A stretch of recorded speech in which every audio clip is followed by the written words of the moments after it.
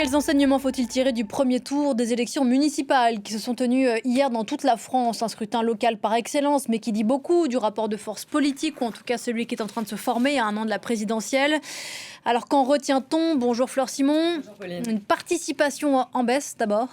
Participation en baisse, puisque le taux d'abstention s'élève entre 42 et 44%.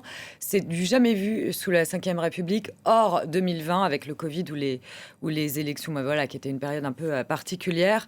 Donc, en effet, très fort taux d'abstention. Ce qu'on note aussi, c'est la poussée des extrêmes, à gauche comme à droite. Le Rassemblement national voit certains de ses candidats élus dès le premier tour, comme à Perpignan avec Louis Alliot ou à Fréjus, en très bonne position aussi, certains candidats comme Éric Ciotti, allié du Rassemblement national à Nice, qui est en avance de 10 points quasiment face au maire sortant Christian Estrosi Horizon.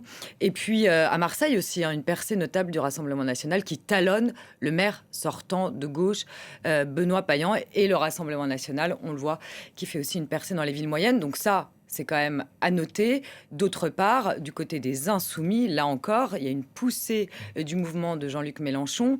David Guiraud à Roubaix est en très bonne position. À Saint-Denis, le maire a été élu, maire LFI, dès le premier tour.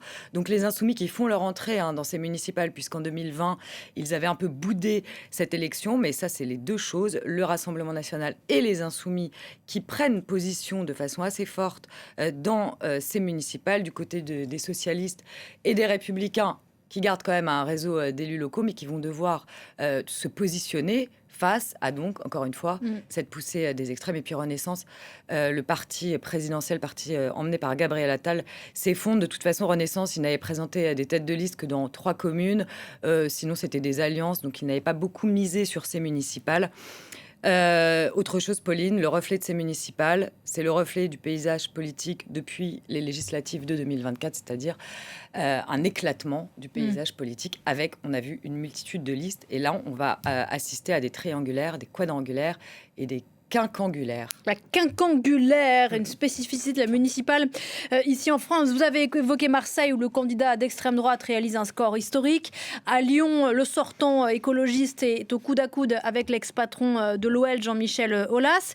Et puis à Paris, Rachida Dati, donc ex-ministre de la Culture, candidate de la droite, est en mauvaise posture. Elle annonce à l'instant une alliance avec le centriste Pierre-Yves Bournazel. Oui, en effet, Rachida Dati, qui a tendu la main au centriste Pierre-Yves Bournazel, candidat d'Horizon et de Renaissance, elle vient de tweeter sur X qu'elle va travailler avec Pierre-Yves Bournazel à un projet d'alternance.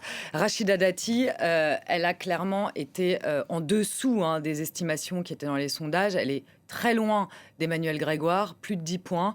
Donc c'est un peu une claque pour la candidate des Républicains. Mais voilà, elle va donc travailler avec Pierre-Yves Bournazel. Alors, est-ce que le report de voix sera suffisant à Rachida Dati pour finalement réussir à emporter cette mairie de Paris qui est aux mains des socialistes depuis 25 ans. Emmanuel Grégoire est quand même très en tête là, dans le résultat des premiers tours. Et puis il va falloir regarder aussi ce que fait Sarah Knafo, candidate Reconquête, qui avait appelé à une union des droites avec Rachida Dati. Pour l'instant, Rachida Dati n'a pas répondu à cet appel. Ces derniers jours, elle avait dit qu'il n'y aurait pas d'alliance. Mais on va voir quand même ce que va faire la candidate Les Républicains avec donc cette main tendue de Sarah Knafo pour Reconquête. Merci beaucoup Flore, on vous retrouvera toute la journée donc à propos de ce premier tour des élections municipales ici en France.